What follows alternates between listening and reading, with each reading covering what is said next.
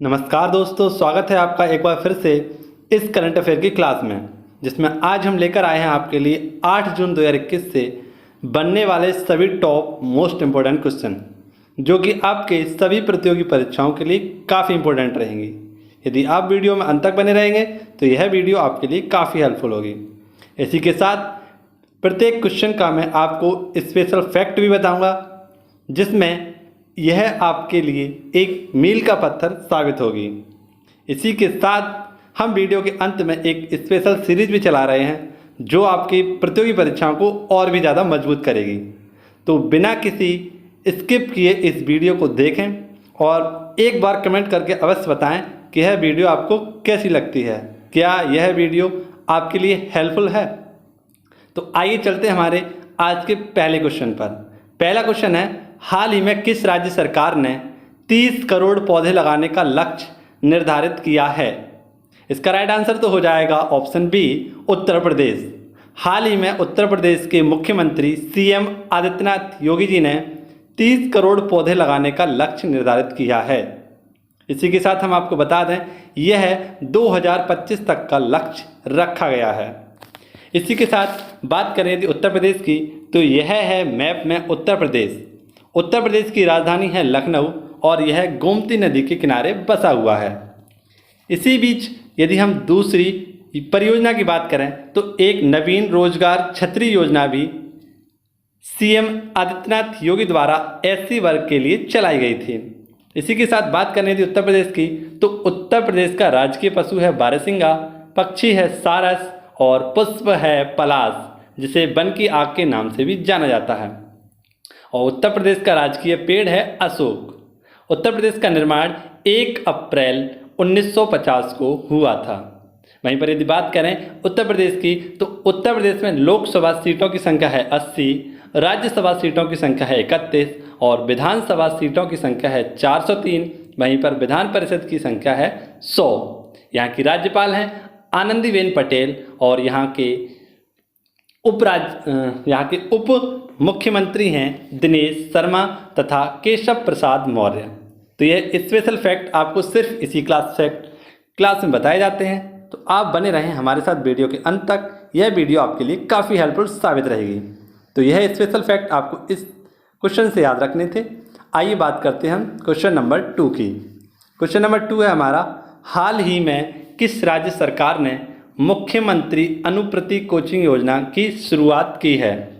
तो जैसा कि हम आपको बता दें, हाल ही में राजस्थान सरकार के द्वारा 25 छात्रों को सिविल सेवा की सभी प्रीलिम्स परीक्षाओं की तैयारी करने के लिए यह अनुप्रति कोचिंग योजना की शुरुआत की है, जिसके तहत SC ST तथा OBC वर्ग के 25 छात्रों को सिविल सेवा की सभी प्रीलिम्स परीक्षाओं के लिए मुफ्त कोचिंग कराई जाएगी।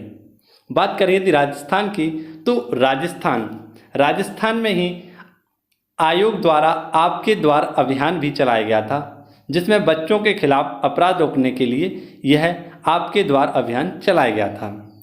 इसी के साथ बात करें यदि राजस्थान की, तो राजस्थान को 30 मार्च 1949 से पहले राजपुताना के नाम से जाना जाता था। राजस्थान ही वह भारत का क्षेत्र है जो क्षेत्रफल की दृष्टि से सबसे बड़ा राज्य है, जो पहले नंबर पर आता है। इसी के साथ राजस्थान का राष्ट्रीय खेल है बास्केटबॉल, पशु है ऊंट और चिकारा, वहीं पर पक्षी है गोंडवाना पक्षी, जिसे बस्टर्ड के नाम से जाना जाता है, ग्रेट इंडियन बस्टर्ड। और यहाँ का नृत्य है घूमर। यहाँ के नेशनल पार्कों की बात करें तो रणथंबोर, केवलादेव तथा थार यहाँ का नेशनल पार्क के लिए मशहूर हैं। तो यह कुछ स्पेशल फैक्ट आपको राजस्थान से संबंधित थे जो बताए गए हैं। आइए बात करते हैं हम नेक्स्ट क्वेश्चन की। नेक्स्ट क्वेश्चन है हमारा, किस संघ शासित प्रदेश में छात्रों के लिए यौन टैब योजना की शुरुआत की गई है। तो जैसा कि हम आपको बता दें, हाल ही में लद्दाख सरकार के द्वारा एक विशेष प्रकार की योजना, जो कि लॉकडाउन में चलते छात्रों को शिक्षा उपलब्ध कराने के लिए लद्दाख के उपराज्यपाल RK माथुर जी के द्वारा स्टार्ट की गई है। और यहाँ पर स्टडी के लिए इन सभी छात्रों को यह टैब दिए जाएंगे, जिससे वह अपनी प्रतियोगी परीक्षाओं तथा अन्य परीक्षाओं की तैयारी को मजबूत कर सकें। आइए बात करते हैं लद्दाख की। लद्दाख से संबंधित कुछ स्पेशल फैक्ट भी मैं आपको इसी क्वेश्चन में बता देता हूँ। ये है मैप में लद्दाख, और लद्दाख के प्रशासक या उपराज्यपाल हैं R.K. माथुर। यदि बात करें लद्दाख की, तो लद्दाख की स्थापना 31 अक्टूबर 2019 को हुई थी, और लद्दाख में केवल और केवल 2 राज्य हैं जिनका नाम है लेह प्लस कारगिल, और यहाँ पर ही सबसे बड़ा नेशनल पार्क जिसका नाम है हेमिश नेशनल पार्क लद्दाख में ही स्थित है, तथा चीन से विवादित रहने वाली एक गलवान घाटी भी यहीं पर स्थित है। 26 जुलाई 1999 को पाक को हराकर एक कारगिल विजय दिवस भी मनाया जाता है, और यहाँ का फेमस उत्सव है जिसका नाम है नववर्ष, जिसे हम लोअर उत्सव के नाम से जानते हैं, लोसर उत्सव, जो प्रत्येक 15 दिवस को मनाया जाता है। तो यह कुछ इंपॉर्टेंट फैक्ट आपको लद्दाख से याद रखने हैं। हम बात करते हैं नेक्स्ट क्वेश्चन की। नेक्स्ट क्वेश्चन है जिसमें हम आपके लिए बताएंगे जून माह के सभी इंपॉर्टेंट दिवस। यदि आप इन दिवसों को एक बार अच्छे से पढ़कर याद करके प्रतियोगी परीक्षाओं को देते हैं तो आप काफ़ी अच्छा प्रदर्शन कर सकते हैं। क्वेश्चन है हमारा, प्रतिवर्ष विश्व खाद्य सुरक्षा दिवस कब मनाया जाता है? तो इसका राइट आंसर तो हो जाएगा ऑप्शन ए 7 जून। 7 जून 2018 से ही इसे मनाने की बात की गई है, और इस बार इसकी थीम जो रखी गई है आप फोटो में देख सकते हैं, स्वस्थ कल के लिए स्वस्थ भोजन आवश्यक है। इस दिवस को 7 जून से मनाया जाता है और इसकी शुरुआत 2018 से की गई थी। तो यह आपको इससे याद रखना है, और इसी के साथ आपको इस फोटो का स्क्रीनशॉट लेकर अपनी प्रतियोगी परीक्षाओं को मजबूत करना है। नेक्स्ट क्वेश्चन है हमारा क्वेश्चन नंबर 5। 4 जून 2021 को वित्त वर्ष 2021-22 के लिए जारी मौद्रिक नीति में रेपो रेट दर कितनी रखी गई है? जैसा कि हम आपको बता दूं कि 4 जून 2021 को वित्त वर्ष 21-22 के लिए जारी मौद्रिक नीति कर दी गई है, और इस मौद्रिक नीति दर में कोई परिवर्तन नहीं किया गया है, जो पिछली बार आई थी जिसमें repo rate 4%, reverse repo rate 3.35% और बैंक रेट 4.25 रखी गई थी, वही इस बार भी रखी गई है। बात करें यदि मौद्रिक नीति की, तो मौद्रिक नीति की एक बैठक में 6 सदस्य होते हैं, जिसमें 3 RBI और 3 भारत सरकार के सदस्य होते हैं। इनके अध्यक्ष होते हैं RBI के गवर्नर, जो कि प्रेजेंट टाइम में हैं शक्तिकांत दास। यह किसके द्वारा जारी की जाती है? तो रिजर्व बैंक के द्वारा जारी की जाती है। तो आइए चर्चा करते हैं रिजर्व बैंक का, और रिजर्व बैंक से संबंधित कुछ स्पेशल फैक्ट मैं आपको इसी वीडियो में बता देता हूं। ये है RBI की फुल फॉर्म है रिजर्व बैंक ऑफ इंडिया। जब इसकी स्थापना हुई थी 1 अप्रैल 1934 को, तब इसके पहले गवर्नर थे ऑसबॉर्न स्मिथ, जबकि इसके पहले भारतीय गवर्नर थे CD देशमुख। इसका एक्ट जो आया था वह 1935 में यंग हिल्टन आयोग के नाम से आया था।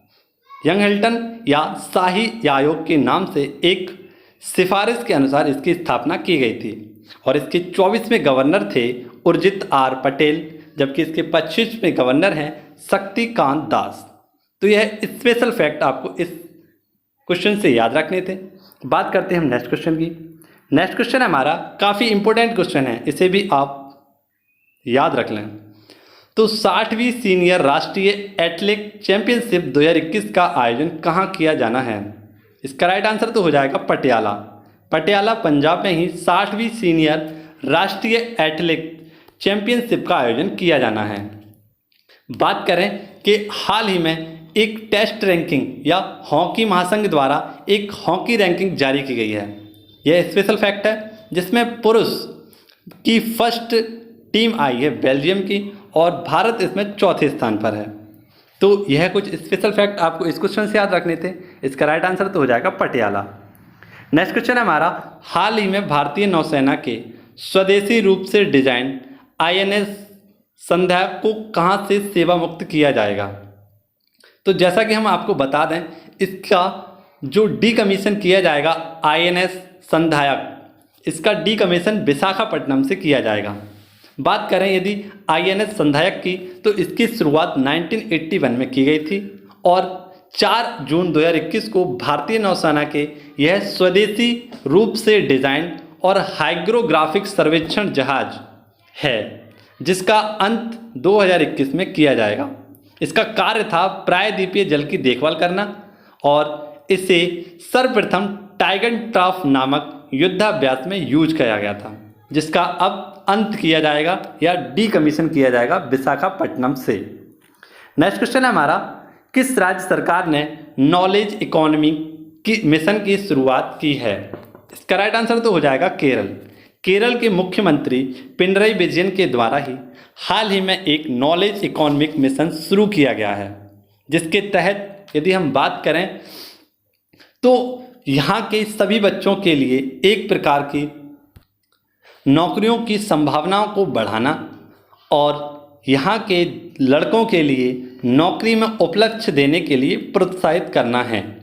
बात करें केरल की, तो केरल से संबंधित कुछ स्पेशल फैक्ट मैं आपको इसी क्वेश्चन में बता देता हूँ।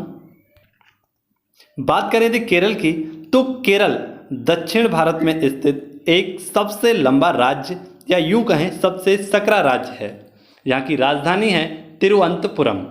बात करें यदि केरल से संबंधित अन्य प्रमुख फैक्टों की, तो केरल की सीमा 2 राज्यों से लगती है, कर्नाटक और तमिलनाडु से। जैसा कि आप मैप में देख सकते हैं, कर्नाटक और तमिलनाडु से केरल की सीमा लग रही है, जिसका निर्माण किया गया था 1 नवंबर 1956 को। यहाँ का राजकीय पशु है हाथी, यहाँ का राजकीय पेड़ है नारियल और यहाँ के पहले CM थे EVS नंबूदरीपाद। बात करें यदि कुछ अन्य फैक्टों की, तो लोकसभा सीटों की संख्या है 20, राज्यसभा सीटों की संख्या है 9 और विधानसभा सीटों की संख्या है यहाँ पर 140 + 1। यहाँ पर कुल जिलों की संख्या मात्र 14 है। तो कुछ स्पेशल फैक्ट जो आपको इसी क्लास में दिए जाएंगे, तो आप जुड़ रहे हैं हमारे साथ इस वीडियो के अंत तक।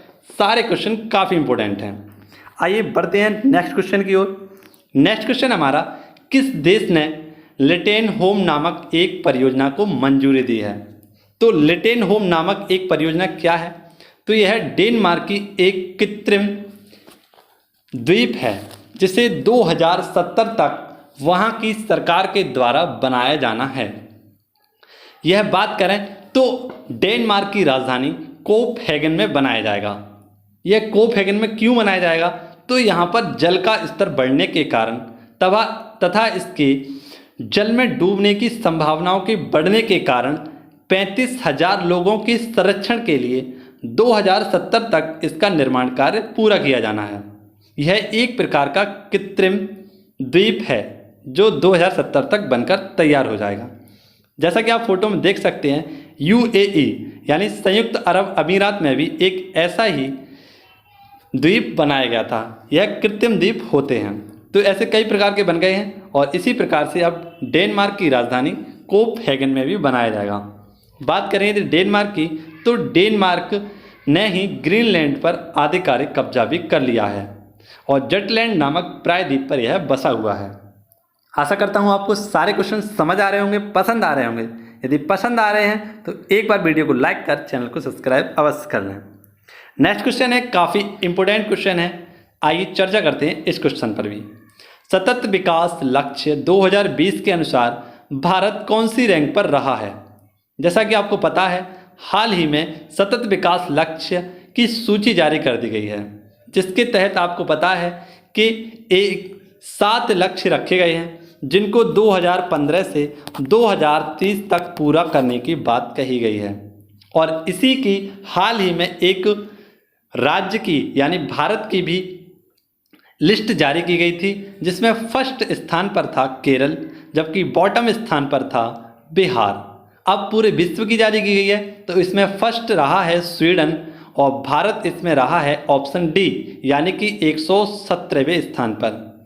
भारत 2019 में 115वें स्थान पर था और अब खिसक कर 117 पर पहुंच गया है, जबकि पड़ोसी देश नेपाल, भूटान, बांग्लादेश यह सभी हमसे आगे हैं।